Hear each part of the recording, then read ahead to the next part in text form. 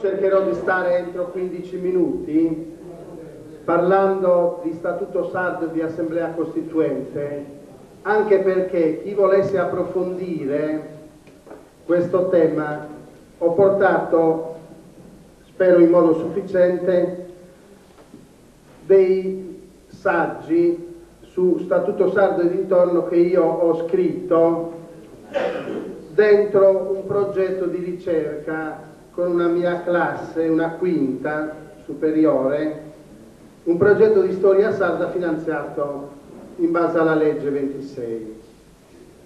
Quindi c'è la ricerca dei ragazzi, ci sono naturalmente molte cose mie che io ho elaborato in questi anni, anche come Confederazione Sindacale Sarda, per cui credo che molti troveranno delle cose che abbiamo detto in questi anni e ci sono anche cose nuove, per cui chi è interessato poi può chiedermelo. Contiene il volumetto anche una prefazione di Eliseo Spiga, il nostro primo segretario generale, e lo Statuto Sardo in sardo, sia nella variante campidanese che nella variante logudorese. Oltre a 2 interventi di Emilio Lussu, una all'Assemblea Costituente, famosissimo, appunto sul problema del federalismo e delle autonomie, e uno invece su una rivista di Giustizia e Libertà del 1933, un intervento profetico. Le cose che oggi noi diciamo e dicono non sono per niente nuove, sono state già dette e ridette. Si tratta a questo punto di metterle in pratica. Per cui io sarò molto rapido rispetto alle cose sullo Statuto e poi sull'Assemblea Costituente. Probabilmente qualcuno pensa che siano cose vecchie, però ogni tanto ripeterle può servire, anche perché si discute ormai di un nuovo Statuto e credo che noi dobbiamo intervenire rispetto a questo, perché non si tratta solo di un fatto politico e culturale, ma riguarda direttamente un'organizzazione sindacale. Una carta costituzionale non può che interessarci da vicino, soprattutto se questa carta costituzionale riguarda appunto la Sardegna. Intanto noi sappiamo che lo Statuto Sardo nasce male, debolissimo. Voglio ricordare che Lussu lo paragonò a un gatto quando avremmo desiderato un leone. Ora, tra un leone e un gatto, anche se sono della stessa famiglia dei felini, ci sono delle differenze. E nasce male anche perché i 2 grandi partiti di massa, l'ADC e il PC, si oppongono a uno statuto più avanzato. In realtà l'ADC era più autonomista prima del 48, perché aveva paura che i partiti di sinistra si impadronissero del potere con le elezioni, perché erano usciti forti della resistenza, e quindi la DC ragionava in questa maniera: va bene, la sinistra si prende il potere centrale, però noi alcune regioni più arretrate da un punto di vista politico-culturale riusciamo a racchiapparle, e allora tra vedere e non vedere meglio essere autonomisti, per cui qualche regione almeno riusciamo a gestirla.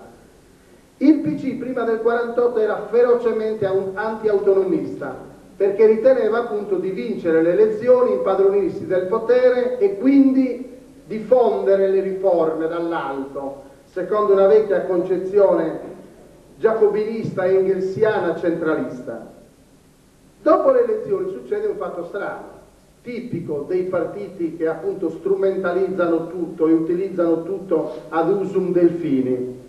La DC diventa più anti-autonomista perché ha vinto le elezioni e si è impadronito del potere. Il PC diventa tiepidamente autonomista perché, avendo perso le elezioni, pensa almeno di impadronirsi di qualche regione, l'Emilia, la Toscana in modo particolare, quello che poi succederà. Ma questo statuto non solo nasce debole, diventa ancora più debole perché è gestito peggio, perché lo Stato cerca di limitare persino i deboli poteri previsti. intervenendo anche con la Corte Costituzionale. I politici sardi non utilizzano neppure gli spazi che lo Statuto metteva a disposizione. Penso solo a una cosa, che non ci sono le norme di attuazione, per cui il 90% dei poteri previsti dallo Statuto rimangono sulla carta, in modo particolare per quanto riguarda la cultura, su cui poi dirò. Siamo arrivati a 50 anni dopo per avere una legge di attuazione di un comma dell'articolo 3, cioè la legge sulla lingua e la cultura sarda. 50 anni. Ma al di là di questo, che pure è vero, a mio parere il vizio di origine dello Statuto sardo e della sua debolezza sta in altro, e questo secondo me è all'ordine del giorno quando si dovrà riscrivere lo Statuto, e qui dobbiamo noi intervenire. Si considera la regione sarda un frammento della questione meridionale in cui è affogata, cioè sostanzialmente una questione di tutta economica e di arretratezza, è indietro, per cui il problema dell'articolo 13 dello Statuto cos'è? Che lo Stato interviene con un programma straordinario, che poi sono appunto i vari piani di rinascita, perché la Sardegna si avvicini a un modello. Il modello qual è? Quello del nord industriale. Questo vizio di origine noi lo diciamo oggi, ma già da allora era stato denunziato. Penso a Emilio Lussu, penso a Liliu, che diceva almeno i beni culturali devono essere in mano alla regione.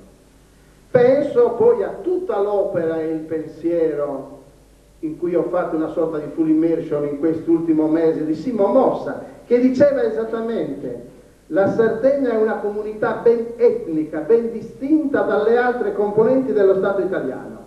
Lo Statuto speciale non prende in considerazione questo dato, che la Sardegna aveva una questione economica, ma soprattutto una questione nazionale, una questione etno-nazionale, etnolinguistica, etnostorica.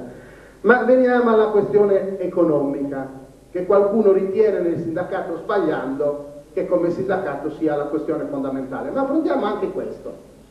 La questione economica, intanto non è credibile, perché se fosse solo una questione economica non si capisce perché la Basilicata, che è la più arretrata della Sardegna nel 1948, non abbia avuto uno statuto speciale.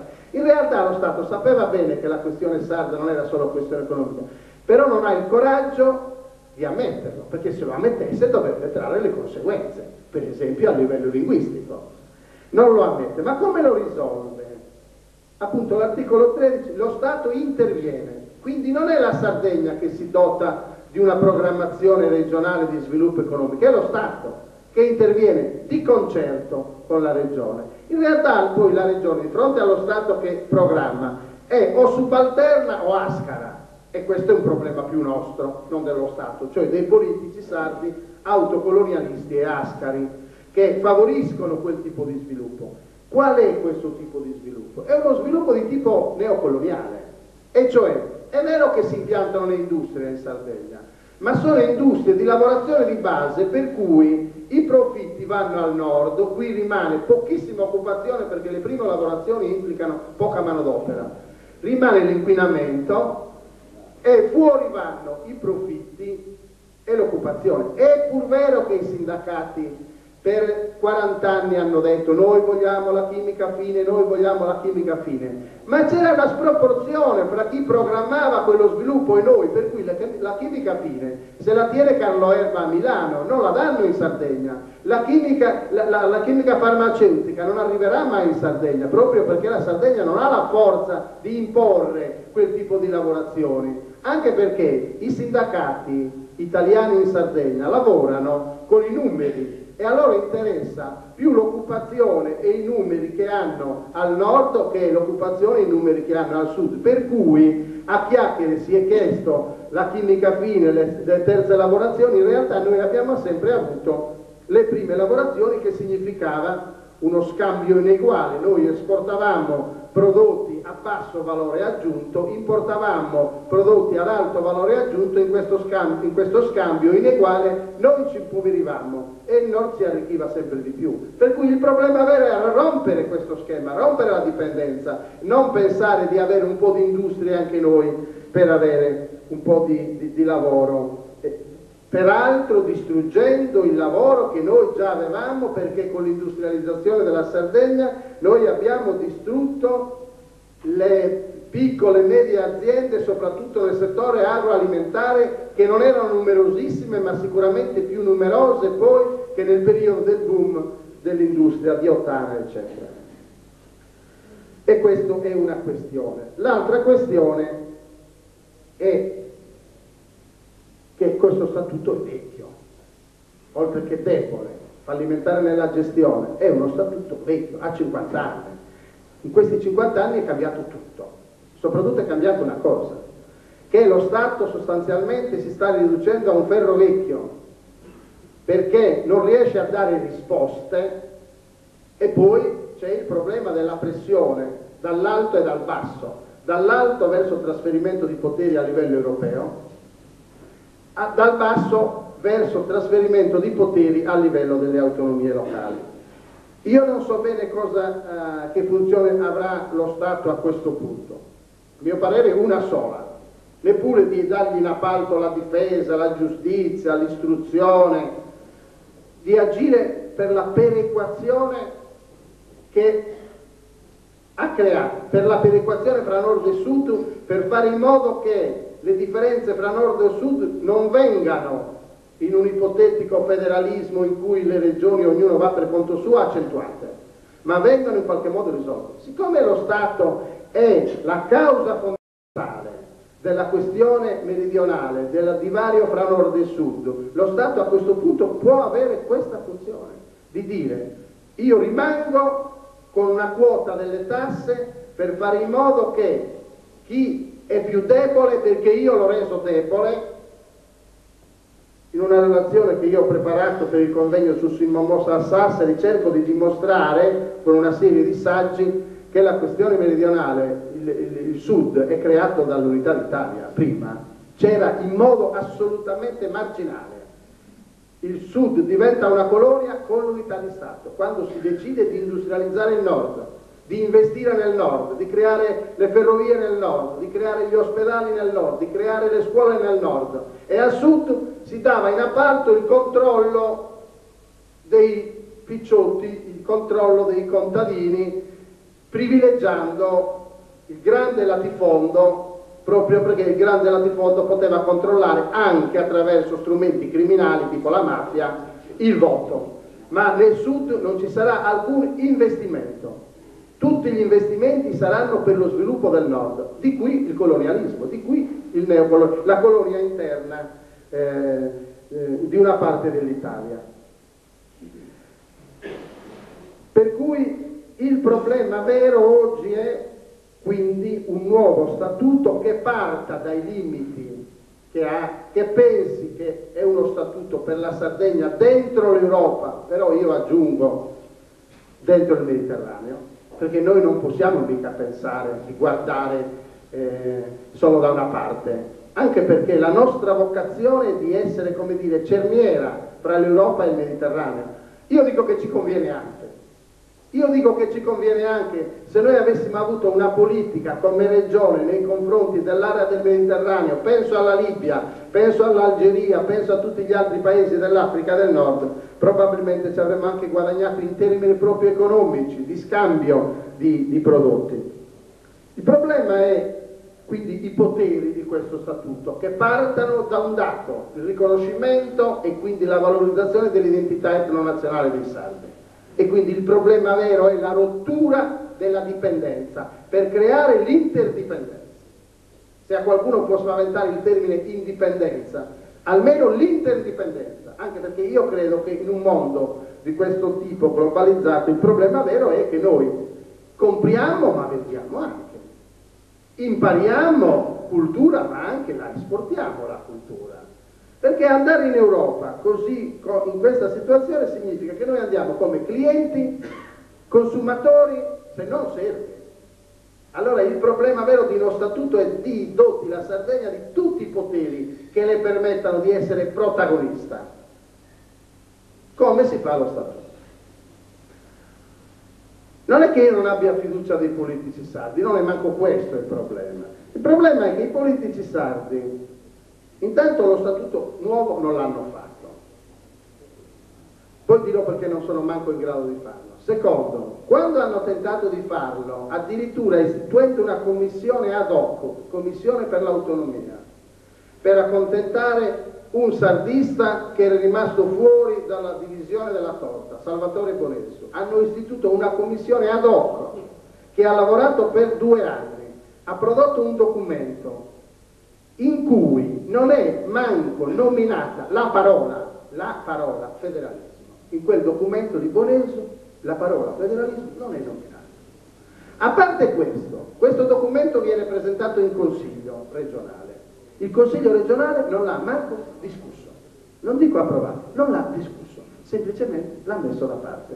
Perché nel frattempo, a livello statale, non che si sia prodotto chissà che cosa, però si è iniziato almeno a usare la parola federalismo, quindi sono vergognati destra, sinistra e centro, il documento di Bonesso è stato messo da parte. Dopo questo fatto è chiaro che il Consiglio regionale di fatto si è autoesautorato, non in grado di fare una proposta. Oggi non credo che abbia la faccia di rifare una proposta. L'unico strumento oggi per rifare lo statuto è un'assemblea costituente. Io dirò perché l'assemblea costituente noi dobbiamo sostenerla ed è l'unico strumento, tenendo pure presente che molti la utilizzano in modo strumentale, demagogico e poi magari non fanno nulla. Ma noi comunque dobbiamo sostenerlo e cercare di riempirlo di contenuti. Oggi il problema vero è non modificare nei dettagli, fare un po' di ingegneria costituzionale e quindi un nuovo statuto. Il problema vero è un salto in avanti nella coscienza dei sardi. Allora l'Assemblea Costituente non deve tanto servire per rifare lo statuto, deve servire per mettere in campo il protagonismo dei sardi, farli partecipi, farli discutere, organizzare centinaia di assemblee popolari per discutere, non di statuto dal livello giuridico, tecnico, per discutere dei problemi della Sardegna. Perché se non si ricrea un clima di fiducia, non dico nei confronti delle istituzioni, nei confronti della politica, dell'attività politica, della partecipazione politica, non c'è statuto che cambi qualcosa, non serve a niente. Il problema vero oggi è superare una sorta di vergogna di sé, di mancanza di autostima, di vedere gli altri migliori, di vedere il Nord come modello. Pensate voi ai modelli che oggi ci sono in Sardegna a tutti i livelli, a livello di alimentazione, a livello di mode, a livello di vestiti, a livello di gusti, a livello di modelli culturali, musicali, eccetera. Quello che viene da fuori è bello, è migliore. Noi quasi ci vergogniamo di quello che siamo. Io questo lo noto soprattutto facendo decine di assemblee, di corsi, di aggiornamento per docenti, di assemblee nelle scuole. I ragazzi nei confronti del sardo hanno una sorta di repulsione, non tutti meno male, ma la gran parte, perché questa cosa, il sardo visto come una cosa del passato, una cosa biduncula, una cosa grezza, una cosa chiusa. Noi, il problema nostro è un altro, far vedere come oggi la cultura della differenza, il locale, sia nella lingua che nella cultura che nella contro i processi che stanno andando avanti di distruzione di decine.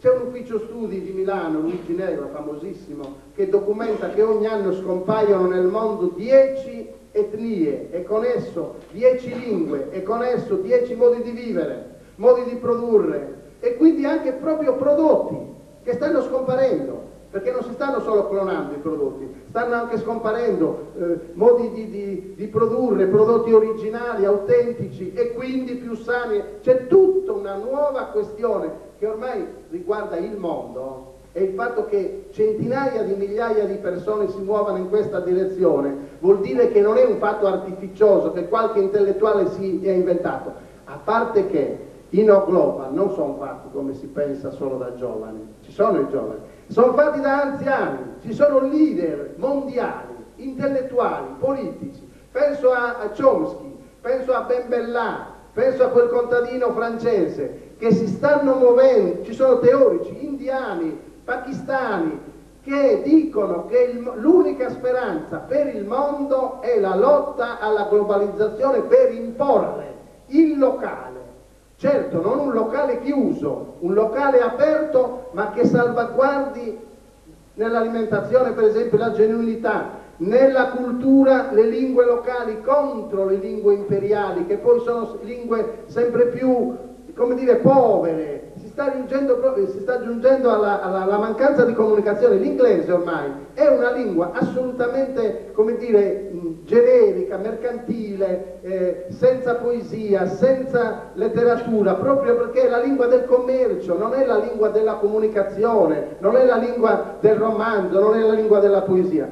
Io credo che questo non sia dare una verniciatura culturale al sindacato, credo che siano problemi che ci riguardano direttamente, perché al fondo di tutto ci sono anche, non solo, ma anche, per non dire soprattutto, questioni economiche, quindi questioni di lavoro, quindi questioni di occupazione. Finisco con una citazione che io ho riportato qui, che mi è piaciuta bellissimo, che mi è piaciuta moltissimo, che è come noi dobbiamo atteggiarci nei confronti del potere politico della regione. La mia idea è sempre che noi dobbiamo valutare sempre i governi da quello che fanno, mai dalle formule di cui non dovrebbe interessarcene assolutamente nulla, perché vogliamo sapere cosa fanno, non con chi dicono di stare, ma cosa fanno. E allora secondo me un po' di scetticismo nei confronti della regione in quanto istituzione che si è fatta burocratica e centralista dobbiamo averlo. E dico a un certo punto, perché l'Assemblea Costituente? Perché se anche sapessero i politici nostrani riscrivere lo statuto, come lo riscriverebbero? Con le stantie e consunte procedure e riti e mediazioni sempre al ribasso. Quale statuto potrebbe produrre, mi chiedo, chiuso com'è il Consiglio regionale nell'invalicabile palazzo di Via Roma? Non so se voi siete andati prima di entrare, mamma mia, i documenti e controdocumenti non si aprono, le porte non funzionano. Palazzo di Via Roma che enfatizza e ribadisce superbamente la separazione fra la piazza e lo Stato, fra i dannati della terra e gli addetti ai lavori, con una regione che si è fatta Stato non in quanto a potere, ma in quanto a burocrazia e a centralismo, e l'autonomia si estenua nei tempi morti della burocrazia e nei giochi simulati dei vassalli e valvassini che chiedono a Roma gli inutili riti dell'investitura. Credo noi che con questa regione non abbiamo niente a che fare, ma solo criticarla ferocemente, certamente proponendo i nostri progetti e le nostre idee. Grazie.